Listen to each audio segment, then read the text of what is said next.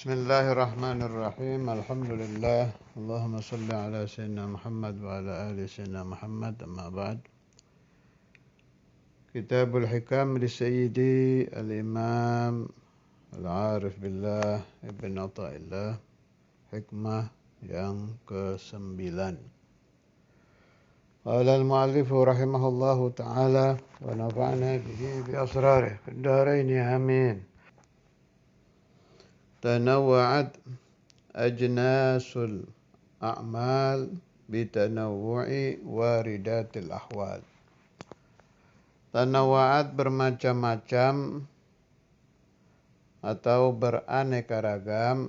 Ajnasul a'mal, jenis amal-amal ibadah. Al-amal di sini pekerjaan atau amal, lakinnal murad al-gurubat. Bukan pekerjaan duniawi, pekerjaan ibadah.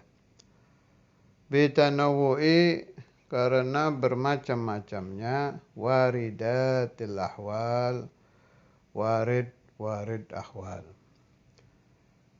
Sebelum masuk ke kalam beliau, kita perlu paham dulu 3 hal. 1, amal. 2, warid. 3, ahwal. Ahwal jam'u hal, amal jam'u amal, waridat jam'u warid. Kalau amal, ibadah, mafhum. Siapa saja faham, ada salat, ada istighfar, ada puasa, ada khalwah, dan lain-lain. Nah, kalau warid ini perlu direnungkan sebentar. Warid itu sesuatu yang masuk ke dalam hati, sesuatu yang datang ke dalam hati dari Allah. Itu warid. Dah, jelas? Sesuatu tadi, kalau sifatnya di dalam hati berubah-ubah dari satu hal ke hal lain, tidak menetap, menurut ulama tasawuf disebut hal. Kalau istaqarra, menetap, tidak berubah-ubah, disebut magam. Yang dibahas di sini hal. Contoh yang paling mudah difaham yang terjadi di riwayat Al-Habib Al-Imam Al-Qutb Abu Bakar bin Muhammad As-Saggaf Gharsi radhiyallahu ta'ala anhu. Itu beliau kan sedang di masjid, kalau saya tidak salah ingat ya. Itu bisa dicek kepada kitab-kitab rujukan manaqib beliau atau orang-orang yang lebih tahu tentang riwayat beliau. Kalau saya tidak salah ingat, beliau sedang di masjid itu. Terus warid, hal gawi ke hati beliau untuk khalwah.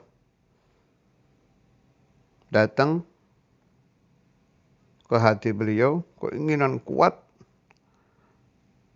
gak bisa ditahan lagi nih untuk khalwah. Balik ke rumah, khalwah 15 tahun. Itu contoh yang paling mudah dipaham tentang warid. Hanya jelas ya, nanti warid yang ke hati orang-orang sekelas kita, itu jangan dibandingkan dengan warid yang datang ke hati wali-wali kutub seperti Al-Habib Abu Bakar bin Muhammad As-Saggaf. Lu kan sama-sama warid. Iya, kalau dinilai dari definisi warid, yang ke hati kita ya berasal dari Allah, yang ke hati Al-Habib Abu Bakar wa man fi amthalih juga berasal dari Allah. Cuma setrumnya beda, langit bumi, gak bisa dibandingkan. Itu saya ambil contoh tadi, sebab itu riwayat terkenal dan gamblang untuk difaham. Sekarang kita berusaha memahami yang di kehidupan kita. Saya yakin kita bukan pernah lagi, sering terjadi di kehidupan ini. Tahu-tahu kita ingat dosa-dosa yang kita kerjakan di masa lalu. Tengah-tengah mengingat dosa, datang itu ke dalam hati an-nadam, menyesal. Kadang sampai nangis. Ada yang berada di keadaan ini sampai 10 menit, 1 jam, yang kuat bisa berhari-hari, menyesali dosa-dosa, yang kuat lagi. Saya pernah bertemu orang yang tidak bisa lepas dari ingatan dosanya sampai bertahun-tahun. Jadi ketakutannya itu nggak hilang-hilang. Ada yang semenit, 2 menit, kemudian hilang. Itu datang ke hatinya itu, penyesalan. Itu warid itu. Warid hal. Datang satu keadaan yang menyentuh hati kita. Kan tidak dawam. Ya kan? Tidak dawam kan. Sudah saya terangkan tadi, beda-beda waktunya. Warid ini menyebabkan orang yang menyesali dosa itu menuju ke amal istighfar. Fastaghfara rabbah. Dimulai dengan penyesalan akan dosa-dosa yang dia jalani di masa lalu, yang dia jalani di masa muda, bertahun-tahun dia kerjakan, tersentuh hatinya untuk menyesal. Penyesalan ini namanya hal, keadaan hati. Si nadam ini, si penyesalan ini memunculkan amal istighfar. Kemudian naik lagi, memunculkan penebusan. Dosa, saya akan menebus dosa-dosa saya di masa lalu. Saya akan membangun masjid, kalau dia punya duit. Saya akan mengabdi ke pesantren, saya akan. Ini amal ini. Macam-macamnya amal ini, ajnasul amal ini, bersumber dengan hal wahid yang namanya an-nadam tadi. Ini yang dimaksud Sayyidi Ibn Athaillah, tanawwa'at ajnasul a'mal bitanawwu'i waridatil ahwal. Contoh lain. Ada orang membaca awsafu Rasulullah sallallahu alaihi wasallam. Ditambah lagi dia baca riwayat hidup Rasulullah sallallahu alaihi wasallam. Ditambah lagi dia baca hal-hal yang ditanggung Nabi di masa dakwah. Tenggelam ini orang ke kehidupan Rasulullah sallallahu alaihi wasallam. Maka warid ke qalbuhu, datang ke hati orang ini, ada syauq, rindu ke Nabi, ada kasihan, ya Allah, Rasulullah dulu sampai seperti itu, diganggu oleh musuh-musuh Allah. Warid lagi ke hatinya rasa kagum. Naik lagi, senang, macam-macam itu warid ke dalam hatinya. Dzauq, rasa-rasa yang tertuju ke Nabi Muhammad SAW. Itu hal itu. Itu hal. Hal ini memunculkan keinginan untuk mengamalkan ayat innallaha wa malaikatahu yusalluna 'alan nabi.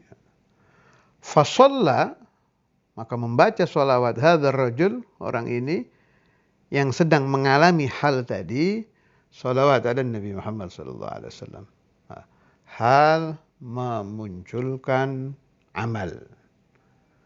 Hadzal murad min qaul Sayyidi Ibn Athaillah, tanawwa'at ajnasul a'mal bitanawwu'i waridat ahwal.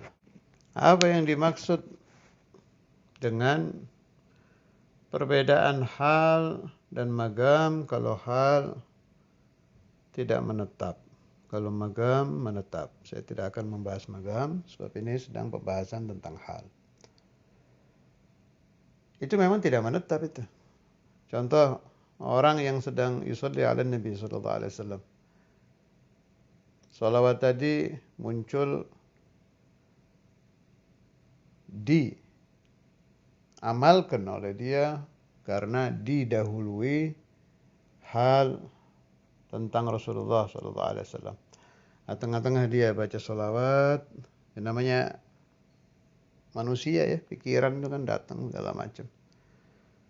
Tengah-tengah dia begitu, dia ingat, wah, saya ini apa pantas baca sholawat, dosa saya ini.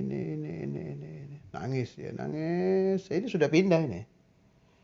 Pindah dari hal istighfar kepada Nabi, pindah ke hal nadam lima fata minad dzunub, dari dosa-dosanya. Beda lagi, yang tadinya yusalli ala Nabi berubah yastaghfirullah. Akhirnya dia baca istighfar, terus minta ampun kepada Allah, minta supaya dosanya nanti tidak dihisab, minta supaya tidak melalui akabat yang berat-berat di yaumil qiyamah, di yaumil mahsyar. Nah, tengah-tengah dia begitu, pikirannya datang lagi. Untung saya diberi rizki istighfar. Kalau saya tidak diberi rizki istighfar, naudzubillah, saya diberi israr kepada dzunub, terus menerus berdosa. Pindah lagi ini kan. Min hal ila hal. Dari hal satu ke hal lain. Dari hal dua ke hal tiga. Ini namanya ahwal ini. Tanawwa'at, macam-macam yang memunculkan perbedaan amal ibadah. Apakah semua ibadah yang dilakukan oleh manusia, kita dan saudara-saudara kita seagama itu berasal dari ini yang kita bahas ini, hikmah ke-9? Jawabnya, seharusnya seperti itu, tapi kenyataannya tidak. Saya memahami pemahaman ini ketika saya dulu ngaji. Jadi kalau mau tahap normal, memang orang itu pada ma'aslam, kalau seperti kita kan Islam turunan ya. Tsumma tafakkar, masuk ke alam tafakkur, memahami Allah, memahami Rasulullah. Setelah paham, mensucikan hati, baru masuk ke alam seperti yang diomongkan oleh Sayyidi Ibn Athaillah. Jadi ini tidak terjadi selalu. Yang banyak di kehidupan kita itu kita masuk ke amal karena mujahadah, melawan hawa nafsu. Tidak apa-apa, tidak ada masalah, bagus, sangat bagus itu. Cuma ini mau biar kita paham saja. Aslinya seharusnya itu dari dalam, kan waridat ahwal itu di hati kan. Dari hati baru muncul ke zahir. Warid hal gawi baru memunculkan amal. Seharusnya seperti itu. Tapi kalau menunggu ini saja ya nggak ada ibadah nanti. Jangan, kita mah kelas di bawahnya TK. Bukan kelas TK lagi, di bawahnya TK. Jadi kelas-kelas mujahadah. Nafsu pingin kemana, lawan. Datang lagi, lawan lagi, amal lagi. Itu kelas kita. Cuma indah kita memahami hikmah-hikmah Sayyidi Ibn Athaillah itu agar kita paham, orang-orang seperti Syekhuna al-Imam Al-Habib Abdullah, Syekhuna al-Imam Al-Habib Abdul Qadir, Al-Habib Al-Qutub Abu Bakar, Al-Habib al-Imam Al-Qutub Husain bin Abu Bakar Al-Idrus, fulan itu kayak gini.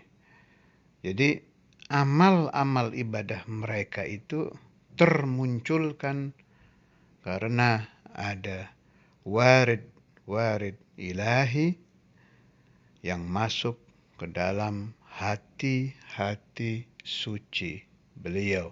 Allah yanfa'una wa iyyakumul ahbab min barakatihim fid din wa dunya wal akhirah ala dawam bila mihnah dunya wa akhirah. Hikmah ke-10. Al-a'malu suwarun qa'imah wa arwahuha wujudu sirril ikhlas fiha. Al-a'malu amal-amal suwarun qa'imah adalah surah qa'imah, bentuk-bentuk yang wujud, wa arwahuha dan ruhul amal, ruhnya amal, wujudu sirril ikhlas fiha, adanya sir ikhlas fiha di dalamnya. Jadi ada amal, ada ruhul amal. Contoh surah qaimah tentang amal orang yang melakukan sholat. Sholat itu ya sholat, ibadah yang biasa kita kerjakan, mulai takbir, diakhiri salam. Kita nyuruh anak kecil sholat, taruh yang usia 4-5 tahun. Sholat dia, takbir, diri, baca Fatihah, ruku, sujud sampai salam. Ini surah qaimah tentang sholat, bentuknya ada. Tapi karena dia masih kecil, tidak ada ruhul amal. Hanya surah saja. Yang dimaksud Al-Imam Ibn Athaillah, amal tanpa ruhul amal tidak ada gunanya. Amal apapun, shalah, shaum, zakah, haji, dan lain-lain, harus ada ruhul amal. Atau contoh lain, orang yang mengigau. Orang mengigau melakukan sholat. Kan ada itu yang parah penyakit mengigaunya sampai bergerak-gerak macam-macam, gak sadar itu. Nah, kan ada kata-kata kita tuh, dia gak sadar itu. Nah, itu bahasa hikamnya, dia melakukan itu tanpa ruh, tanpa ruhul amal, tanpa sadar. Bentuknya saja dia sedang sholat. Atau contoh lain, surah qaimah tanpa ruhul amal ini kafir yahfadzul Quran. Karena ada itu di zaman dulu, di zaman sekarang juga banyak orang kafir yang hafal Quran itu. Naam, huwa yahfadzul Quran. Amal, ya'mal bihifdzil Quran, mengamalkan pekerjaan menghafal Quran sampai selesai. Tapi tidak ada ruhul amal. Mau ada ruhul amal bagaimana? Percaya kepada Allah saja tidak. Nah, kita diajak berpikir oleh Sayyid Ibn Athaillah, apakah sholat kita sudah ada ruhul amal atau belum? Apakah zikir kita sudah ada ruhul amal atau belum? Itu kalau anak-anak Darul Hadis, apakah tiap malam kita membaca rotib itu hanya surah saja atau ada ruhul amalnya? Lailatul Jum'ah kita baca maulid hanya surah saja, apa ada ruhul amalnya? Suruh dicari itu. Ruh dari semua amal ini hanya satu, yaitu al-amal li ajlillah. Beramal karena Allah. Atau populer dengan istilah ikhlas. Ada di hadits qudsi yang terkenal itu, kama qal al-ikhlasu sirrun min asrari auda'tuhu qalba man asya'u min ibadi. Ikhlas adalah satu rahasia dari rahasia-rahasia aku Allah, aku titipkan di hati hamba-hambaku yang aku pilih. Jadi begitu. Wa amma sholatuna, sholat kita harian ini ya jujur ya, surah gaimah ada, ruhus sholahnya belum ada. Jadi kalau mau dilatih, biasakan yang gampang-gampang aja, tiap kita dengar adzan langsung dihadirkan dulu hati. Nih, saya mau sholat subuh ini, bangun karena ada apa ibadah. Dengar adzan, ada perintah Allah, betul-betul seperti pegawai yang disuruh tuannya, yang disuruh bosnya. Apa kebiasaan aja, adzan, masuk kamar mandi, wudhu, sholat. Nah, itu ada. Ma ahsanul ibadah idza lam tasir adah. Alangkah bagusnya ibadat kalau tidak menjadi adat. Nah, orang yang sholat karena adat ya sudah selesai sih. Sudah tidak dikatakan tarikus sholat. Tapi ruhul amalnya belum ada. Ini penting ini memang ikhlas ini. Dan harus difahami mulai dini, mulai kalian jadi santri, meskipun ya pelan-pelan dilatih, direnungkan. Biasanya yang bikin kita masa bodoh dari ikhlas itu karena kurang memahami riwayat-riwayat al-auliya, riwayat-riwayat ulama tentang ikhlas. Tapi kalau sering dengar nanti ada terpancing hati kita itu. Harus kita dengar ceritanya Imam Fulan yang ngarang kitab, ditaruh botol, dilempar ke laut. Saking yefir, dia lari, jangan sampai saya tidak ikhlas. Ulama-ulama yang kitabnya sampai dilempar ke api, kalau tidak terbakar berarti, dan lain-lain. Nah itu kan membuat kita berpikir, ini kenapa sampai begini? Saking takutnya mereka tidak mengamalkan ayat, wa ma umiru illa liya'budullaha mukhlishina lahuddin. Saking takutnya kalau amalnya sampai tidak ikhlas. Nah, kalau yang sudah mendapat pengakuan dari guru seperti Maulana Imam Al-Habr Al-Qutb Al-Habib Abdul Qadir bin Ahmad bin Faqih radhiyallahu taala anhu, itu udah lumayan tuh, agak tenang. Imam Al-Habr kan diakui oleh Al-Habib Imam Al-Qutb Muhammad bin Ahmad Al-Makhdar, aqama bidarsil ilmi lillahi mukhlisan. Sudah diakui sama gurunya ini min ahli ikhlas. Meskipun Imam Al-Habr setelah mendengar itu ya tambah luar biasa ketakutan tidak ikhlasnya. Alamatul mukhlisin, kalau dipuji bukannya malah santai, robal iman fi qalbih. Idza mudihal mu'minu robal imanu fi qalbih wa idza mudihal munafiqu ihtazzal arsh. Kalau orang mukmin dipuji tambah meninggi imannya. Jadi kalau alamat orang mukhlis yang betul-betul itu, kalau dipuji oleh syekh bahwa dia mukhlis, tambah takut. Ya Allah, mudah-mudahan saya tidak dicabut. Rezeki ikhlas, tambah naik. Kemudian dipelajari lagi bahaya tidak ikhlas. Seperti yang terkenal di tasawuf itu, multafitun la yasil. Orang yang hatinya iltifat, menengok kepada selain Allah, mustahil usul ilallah.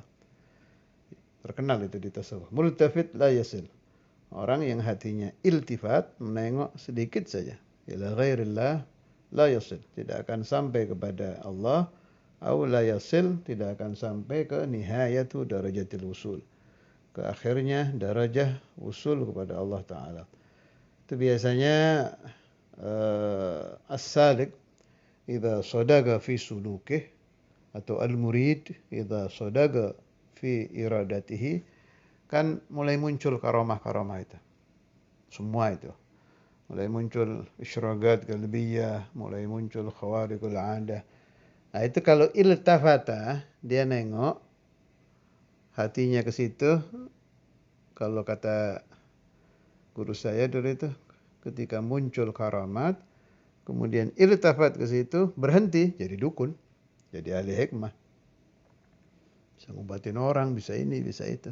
Tapi la yasil ilallah. Tapi kalau dia kuat, melihat khawariqul adah itu hanya dilihat saja, ditafakuri, hadza fi'lun min af'alillah. Saya enggak ada apa-apanya. Hadza kullu min Allah. Insya'a, kalau Allah kepingin tidak diambil, wa insya'a diambil. Faddal. La yataharrak qalbuh. Zalatul karamah. Karamahnya hilang atau tidak hilang. Kalau sudah mampu seperti itu tetap naik. Yasil ilallah. Tapi kalau nengok, berhenti, istaladza qalbuhu bil karamat, la yasil. Ini saya bisa nerangkan saja, itu berat itu. Sangat sulit itu. Multafitun la yasil. Kalau belum mengalami ya biasa saja dengar ini. Tapi kalau as-salikun, al-muridun yang pernah mengalami isyraqat qalbiyah atau khawariqul 'adah minal karamat, itu menjaga hatinya sulit. Dan di situ disebut mazallatus salikin. Tergelincirnya ahli thariqah, ahli suluk, ahlul iradah itu ketika mereka bertemu dengan karamat-karamat. Rata-rata berhenti di situ.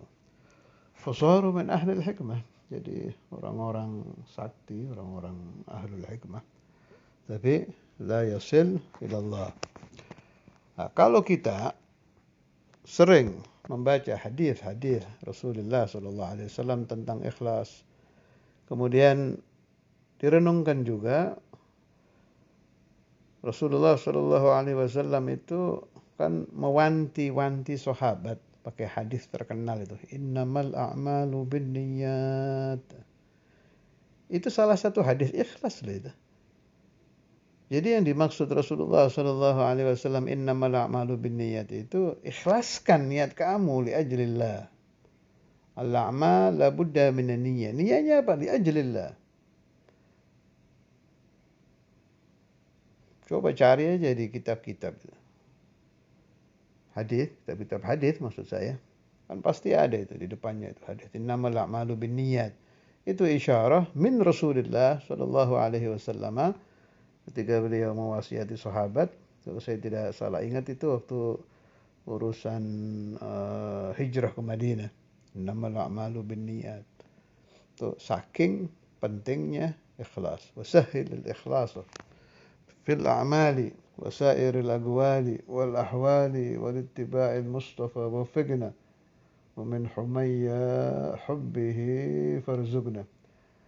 وشيخنا الإمام الحبر القطب الحبيب عبد القادر بن أحمد الفقيه، وشيخنا وإمامنا سماحة الأستاذ الإمام الحافظ المسند القطب الحبيب عبد الله بن عبد القادر الفقيه، وشيخ مشايخنا الحبيب الإمام القطب أبو بكر بن محمد السقاف، وشيخه الحبيب الإمام القطب علي بن محمد الحبشي. Terus itu kalau ente teliti, mukhlis punya guru mukhlis, ahlul ikhlas sampai ke pengajar ikhlas pertama Maulana Rasulullah sallallahu alaihi wasallam. Tidak akan didapati satupun dari mereka yang tidak lulus di dalam mempelajari ikhlas dan mengamalkan ikhlas. Al-ikhlasu sirrun min asrari awda'tuhu qalba man asya' min ibadi. Allahumma ja'alna minhum. Allahumma ja'alna minhum. Allahumma ja'alna minhum. Wa sallallahu ala sayyidina wa maulana Muhammad. Walhamdulillahi rabbil alamin.